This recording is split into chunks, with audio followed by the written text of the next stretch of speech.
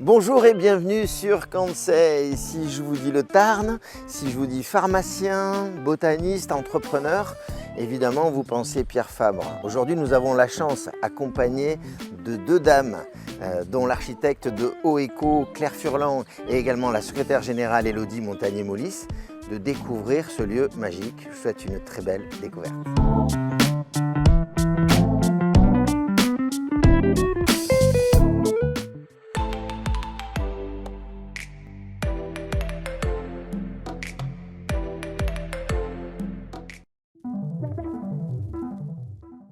Bonjour Claire.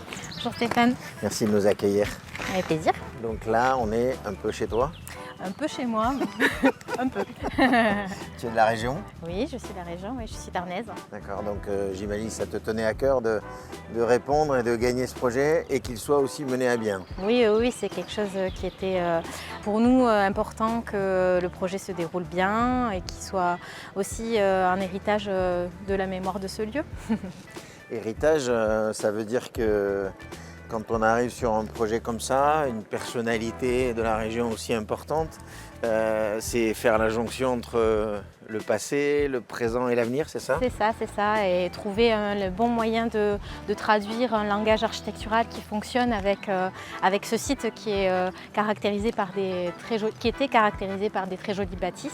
Et donc ce passé qui était là était important pour nous, et comment on vient se mettre en continuité de ce qui existe sans dénaturer ce site, et là, en le mettant en valeur et en illustrant un petit peu le renouveau et l'avenir de ce projet, de ce bâtiment. Tu parles de connexion, donc on a une ancienne bâtisse. La Fondation reçoit des gens.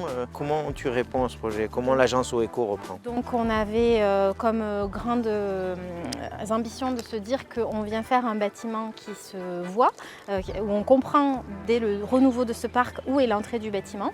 Et donc on vient se mettre en transition avec un espace événementiel qui est d'accueil, qui vient refaire l'entrée de ce site et se connecter directement à ce qu'on appelle la métairie, qui est le bâtiment existant ici à droite. Et on vient travailler un bâtiment dans un grand parc, qui est en continuité du parc existant de la maison de maître, ici. Et c'était l'idée d'avoir un prolongement de ce parc, et que quand les invités, le public arrive, le personnel également, on comprenne de suite que la nouvelle entrée de la Fondation et son avenir, il est ici, et il regroupe l'ensemble des fonctionnalités, des bureaux et de la salle de réception dans un même bâtiment. En termes de matériaux, quelle était la réponse entre la volonté et la réponse du projet? Alors sur ce site, ce qui a été important, c'était de travailler avec la terre du site. On est sur un terrain, donc le Tarn, où on a beaucoup de terre crue utilisée en construction ancienne, de la daube.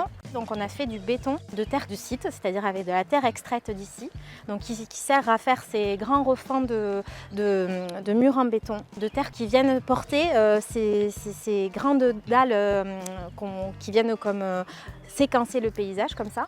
Et on a cette technique un peu innovante de béton de terre qui est venue convaincre aussi et symboliser la construction vernaculaire qui est utilisée dans les pays notamment émergents du Sud, dans lequel la Fondation intervient, donc dans ces activités que vous présentera Ces Madame Montagnier. matières-là obligent d'avoir des avancées, c'est ça? Oui, tout à fait, c'est des bords de toit, voilà, toit. c'est esthétique aussi, parce que ça nous aide à faire des cadrages vers le parc, mais c'est aussi pour protéger la matière, qui est une matière de terre crue, et donc il faut pas qu'effectivement il faut minimiser l'eau qui est dessus.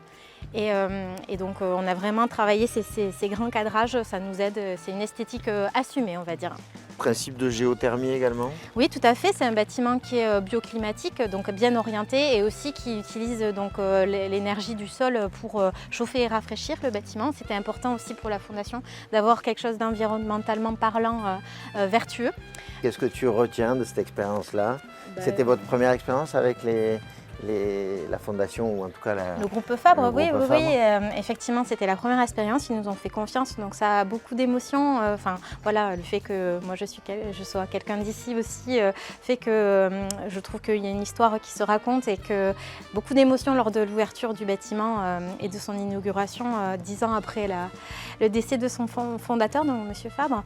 Et pour nous c'était vraiment important de travailler cet héritage et que tout le monde en soit satisfait à la fin. Merci en tout cas pour ton accueil. Donc on va rencontrer la secrétaire générale qui va nous dire Ouais. la suite du projet. Merci beaucoup Claire, Avec à très bientôt. plaisir. Ciao, À ciao. bientôt. Au revoir.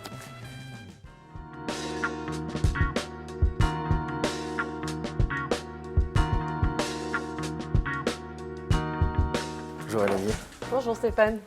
ravi de vous rencontrer. Moi de même. On vient de faire une petite introduction avec Claire, donc remarquable. On va commencer par ça, qu'est-ce qu'une fondation en fait?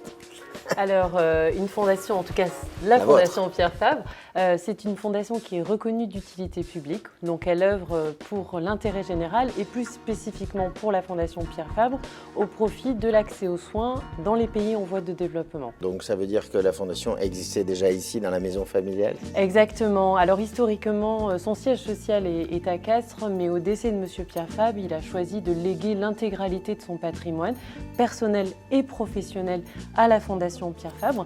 Et à ce titre-là, effectivement, nous avons hérité de ce magnifique domaine. Et il a paru évident que c'était important d'installer la Fondation, ce qu'il a voulu être son légataire ici, sur ces terres. Comment vous percevez-vous ça? L'architecture soigne, l'architecture conceptualise, manage mieux. Quelle est votre vision en tant que secrétaire générale? Elodie. Oui, alors pour avoir beaucoup travaillé dans le groupe, effectivement, je sais que c'est un sujet très sensible. C'est vrai que je pense que c'est très important pour des équipes de aussi à la fois avoir l'espace, le confort de travailler, mais également de pouvoir projeter quelque chose à l'intérieur du bâtiment. En l'espèce, ici, ce qu'on a voulu sur ce bâtiment, c'est aussi incarner les activités de la Fondation. On a choisi en fait des matériaux qui rappellent les conditions de construction dans les pays dans lesquels on intervient, donc notamment la brique, la terre, qui sont beaucoup utilisées, notamment en Afrique, pour la construction. Et donc l'idée, c'était de pouvoir aussi que l'ensemble des équipes puissent retrouver, incarner ici leur mission de tous les jours. Donc ça, c'était vraiment important. Et puis après, des conditions de travail, par exemple, quelque chose, c'est une anecdote, mais pour nous, ça l'est pas, tout l'aspect acoustique du bâtiment. Nos équipes sont sans arrêt au téléphone avec l'international, et pour nous, l'acoustique et le silence étaient vraiment importants pour qu'ils puissent travailler correctement. Merci beaucoup. Vive l'architecture. Ah oui, bien sûr. Vive l'entrepreneuriat. Oui. Et vive les belles entreprises.